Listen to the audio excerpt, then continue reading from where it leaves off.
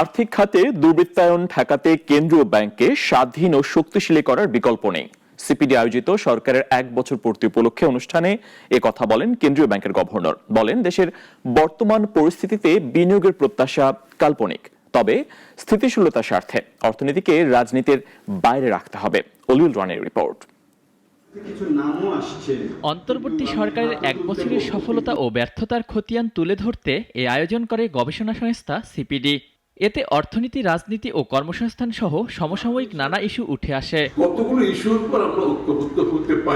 সামষ্টিক অর্থনীতির স্থিতিশীলতা ফিরিয়ে আনার প্রচেষ্টাকে সাধুবাদ জানান সিপিডির নির্বাহী পরিচালক। বলেন, চাপের মুখে দায়িত্ব গ্রহণ করেও সংকট সমাধানে কার্যকর উদ্যোগের চেষ্টা করেছে সরকার। যদিও এলডিসি থেকে উত্তরণ, বাণিজ্য, বিনিয়োগ ও কর্মসংস্থান নিয়ে অস্বস্তির কথা জানান সংস্থার সম্মানিত ফেলো Mostafizur Rahman.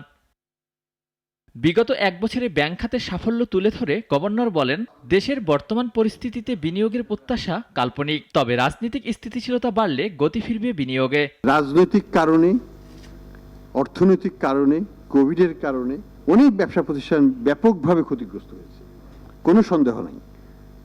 And we are fully sympathetic to those organisations as well. বাছাই কমিটি করে দিয়েছি, সেখানে 1200 উপর অ্যাপ্লিকেশন পড়েছে আমাদের উদ্যোক্তাদের কাছ থেকে। আমরা তার থেকে প্রায় 250-এর মতো অলরেডি সলভ করা হয়েছে। এ সময় চাঁদাবাজি ও নিরাপত্তাহীনতা নিয়ে ক্ষোভ জানান ব্যবসায়ী নেতারা। বলেন, সরকারের 1 বছরে একাধিক ভুল নীতির কারণে বন্ধ হয়ে গেছে অনেক কারখানা।